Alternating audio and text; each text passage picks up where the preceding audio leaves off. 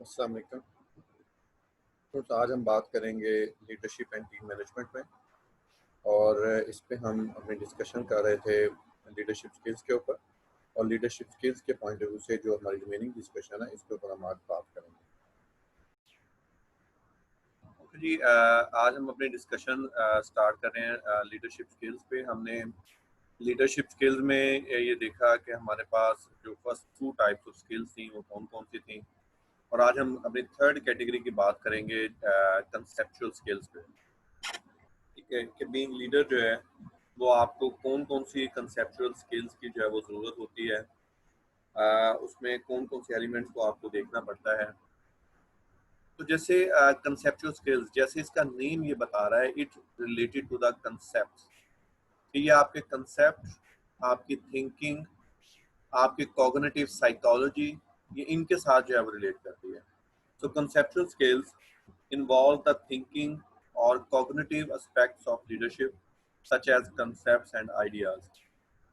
तो conceptual skills में आपके वो लीडरशिप की क्वालिटीज आती हैं जिनका रिलेशन जो है वो लीडर की थिंकिंग के साथ है, कॉग्निटिव एस्पेक्ट्स के साथ है। कॉग्निटिव का मतलब क्या होता है कि हमारी जो थिंकिंग, जो ब्रेन हमारा जो काम कर रहा होता है, इसको जो है हम कॉग्निटिव कहते हैं। हम किस चीज़ को किस तरह से परसीव करते हैं, हम किस चीज़ को किस तरह से देखते हैं, हम फ्यूचर को किस तरह से जो है वो देखते हैं। तो it is divided into three specific skill sets. इसमें अब हमारे पास थ्री जो है वो स्किल सेट्स हैं। First one is problem solving, second one is strategic planning, and third one is creating vision. तो कंसेप्चुअल स्किल्स में हमारे पास सबसे पहले हम बात करेंगे प्रॉब्लम सॉल्विंग की। प्रॉब्लम सॉल्विंग में आपको किन किन एलिमेंट्स को जो है वो देखना पड़ता है। देन सेकंड नंबर पे हम बात करेंगे स्ट्रेटेजिक प्लानिंग की, और लास्ट में हम बात करेंगे क्रिएटिंग विजन की। सबसे पहले हम बात करते हैं problem solving. So problem solving skills are leaders cognitive ability to take proactive action in a problem situation in order to meet desired objectives. अगर आप लोग अपनी रियल लाइफ में देखेंगे तो जब भी हम कोई एक्टिविटी कर रहे होते हैं, जब भी हम कोई टास्क को परफॉर्म कर रहे होते हैं, तो उसके दरमियान में सम टाइम कोई ना कोई जो है वो हमें प्रॉब्लम्स आती हैं, कुछ इश्यूज आते हैं। वो चाहे आप कोई इवेंट अरेंज कर रहे हो, कोई फंक्शन अरेंज कर रहे हो, तब भी कोई प्रॉब्लम्स आएंगी, उसके अंदर कुछ टेक्निकल इश्यूज हो सकते हैं। इसी तरह से जब आप लोग अपनी प्रोफेशनल वर्किंग कर रहे होते हैं, प्रोजेक्ट्स चल रहे होते हैं, वहाँ पे भी कुछ प्रॉब्लम्स आती हैं, इश्यूज आते हैं। तो हम में से कुछ लोग ऐसे होते हैं कि जब भी कोई भी प्रॉब्लम आती है तो वो हमेशा वो जंप इन करते हैं उस प्रॉब्लम को रिजॉल्व करने के लिए। वो पहले बंदे होते हैं, ये पूछते हैं कि जी व्हाट वेंट रॉन्ग, इसमें क्या मसला हो गया। और फिर जब उनको पता चलता है कि ये इशू है तो फिर वो उसके सोल्यूशंस की भी बात कर रहे होते हैं। वो ये कोशिश कर रहे होते हैं कि किसी न किसी तरीके से इस प्रॉब्लम को रिजॉल्व किया जाए। So these are the problem solvers. ये वो आपकी लीडरशिप की स्किल्स होती हैं जिसमें आप अपनी प्रॉब्लम को सॉल्व करने की कोशिश करते हैं। तो बीइंग लीडर ये बहुत ज़रूरी है कि आपकी प्रॉब्लम सॉल्विंग स्किल हो, क्योंकि आपको डिफरेंट इश्यूज आते हैं, आपको डिफरेंट प्रॉब्लम्स आती हैं। उन प्रॉब्लम्स को जो आपके फॉलोअर्स हैं, जो आपके एम्प्लॉयज़ हैं, जो आपके सबऑर्डिनेट्स हैं, उन्हें सॉल्व करना होता है। तो डेफिनेटली वो लीडर के पास, मैनेजर के पास ही आएंगे उसके सोल्यूशंस के लिए। तो being leader, problem solving is a very important characteristic. So this skill include the four step। इसमें अब आपको फोर स्टेप्स जो है वो परफॉर्म करने पड़ते हैं प्रॉब्लम सॉल्विंग में। First of all, identify the problem. सबसे पहले तो आपने ये करना है कि जो भी आपके पास प्रॉब्लम है, आपने उस प्रॉब्लम को आइडेंटिफाई करना है कि बेसिकली प्रॉब्लम है क्या, किस जगह पे जो है वो आपको इश्यूज आ रहे हैं, और आप उस प्रॉब्लम को कंप्लीटली जो है वो आइडेंटिफाई करने की कोशिश करेंगे। तो ये फर्स्ट टास्क है बीइंग लीडर, कि आप प्रॉब्लम को आइडेंटिफाई कर सकें, आप प्रॉब्लम को जो है वो अंडरस्टैंड कर सकें। तो हम बात करते हैं कि सबसे पहले तो आप being leader, being problem solver, आपको इस चीज़ की ज़रूरत है कि आप अपनी प्रॉब्लम को आइडेंटिफाई कर सकें, आप अपनी प्रॉब्लम को जो है वो अंडरस्टैंड कर सकें। अगर बीइंग लीडर हम प्रॉब्लम को आइडेंटिफाई नहीं कर पा रहे, या हमें प्रॉब्लम की जो है वो समझ नहीं आ रही, तो डेफिनेटली हम उस प्रॉब्लम को रिजॉल्व नहीं कर सकेंगे। तो फर्स्ट एलिमेंट ये है कि आप जो भी आपके एम्प्लॉयज़ को या फॉलोअर्स को प्रॉब्लम आ रही है, आप उस प्रॉब्लम को आइडेंटिफाई कर सकें और उस प्रॉब्लम को जो है वो आप अंडरस्टैंड कर सकें। ये सबसे पहला काम है जो आपने करना होगा। Second, generate alternative solutions. जब आपने प्रॉब्लम को आइडेंटिफाई कर लिया, प्रॉब्लम को आपने अंडरस्टैंड कर लिया, उसके बाद जो है वो आपने उसके अल्टरनेटिव सॉल्यूशंस के ऊपर जो है वो बात करनी है। क्योंकि जब भी कोई प्रॉब्लम आती है अस्सलाम वालेकुम सर।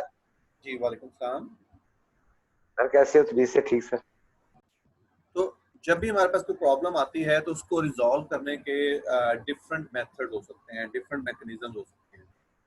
तो अब बीइंग लीडर जो है वो हमारे पास जो प्रॉब्लम आई है, हमने उस प्रॉब्लम के सोल्यूशन के लिए, उस प्रॉब्लम को रिजॉल्व करने के लिए डिफरेंट मेथड्स को हमने जो है वो आइडेंटिफाई करना है। हमने ये देखना है कि किन किन वेज से जो है इस प्रॉब्लम को जो है वो रिजॉल्व किया जा सकता है। Then third one, selecting the best solution from among the alternative. अब आपके पास एक प्रॉब्लम के लिए डिफरेंट 5-6 जो है वो सॉल्यूशन अवेलेबल है।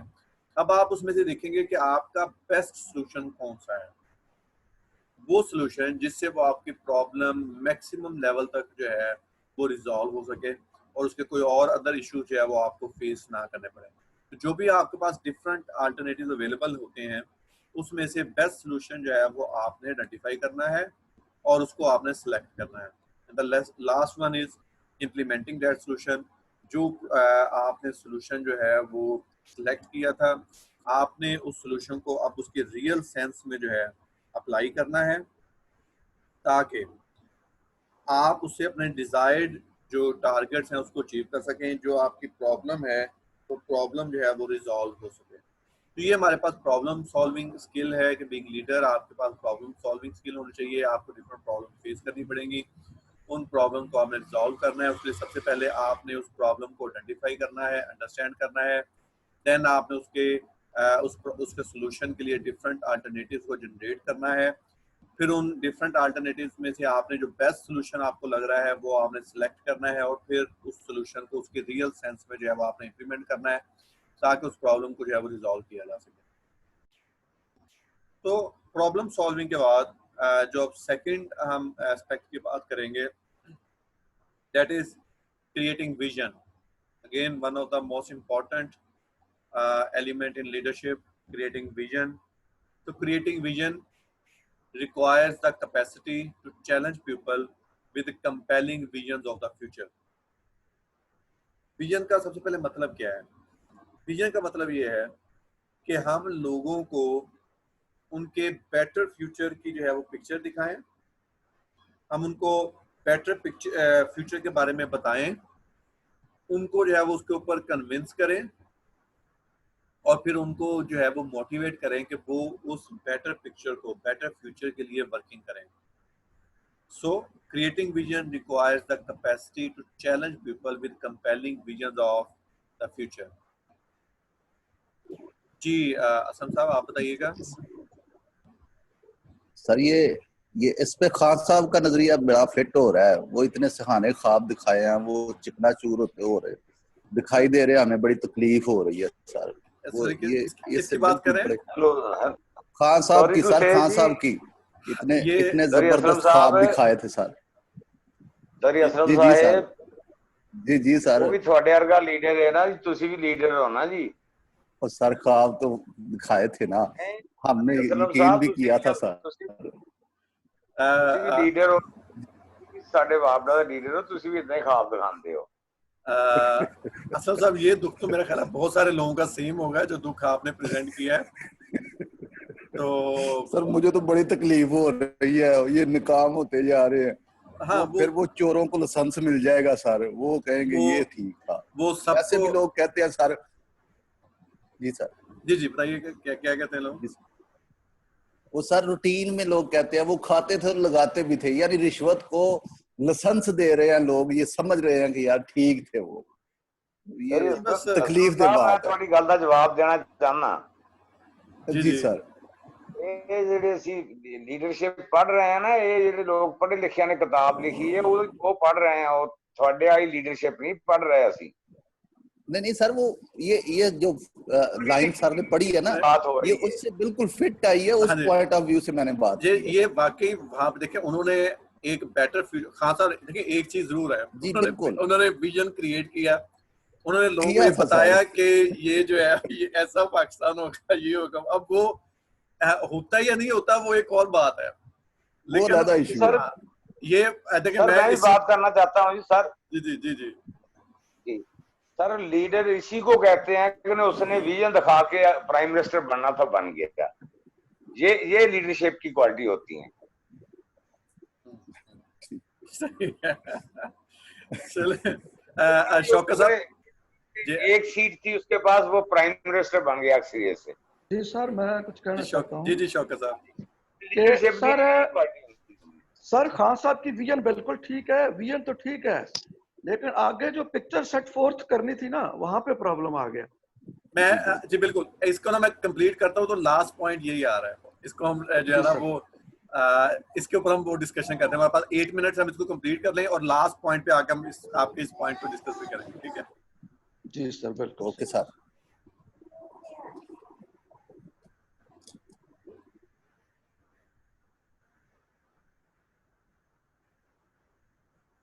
सो टू क्रिएट विजन, इसमें सबसे पहले हमने कहा कि आप जो है वो एक बेटर फ्यूचर जो है लोगों को दिखाएंगे, then move others toward a new set of ideas and values that will lead to the future.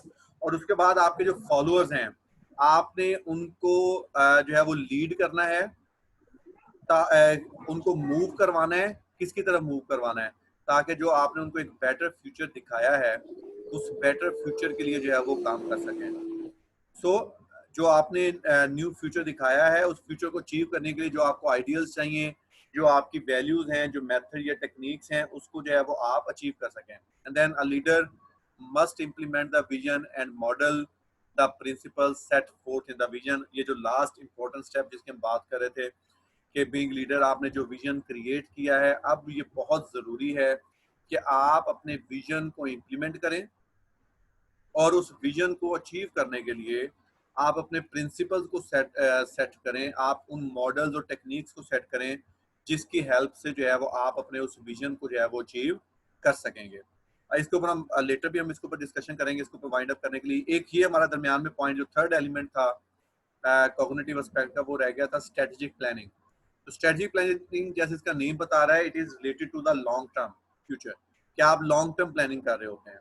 Strategic planning requires developing careful plans of action based on available resources and personnel to achieve a goal. Strategic planning क्या है? ये आपने carefully action plan set करने हैं, जो आपके पास resources हैं और जो personnel या लोग, जो man force आपके पास available है to achieve a goal achieve करने के लिए। इसकी best example जो है हमारे पास मेजर काशिफ साहब भी मौजूद हैं। बेस्ट एग्जांपल हमारे पास वॉर स्ट्रेटजीज भी हो सकती हैं स्ट्रेटजी प्लानिंग के लिए।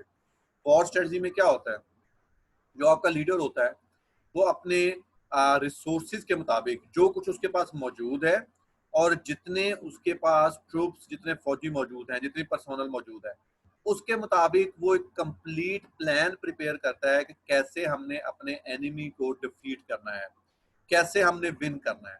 और उसमें वो अपने रिसोर्सेज अवेलेबल, अब ये नहीं आप क्लेम करेंगे मेरे पास रिसोर्सेज बड़े कम है, जो कुछ आपके पास मौजूद है, जितने रिसोर्सेज मौजूद हैं और जितने लोग आपके पास मौजूद हैं, उनको उनके ऊपर बेस करते हुए उनके मुताबिक आपने अपने प्लान ऑफ एक्शंस को डिवाइस करना।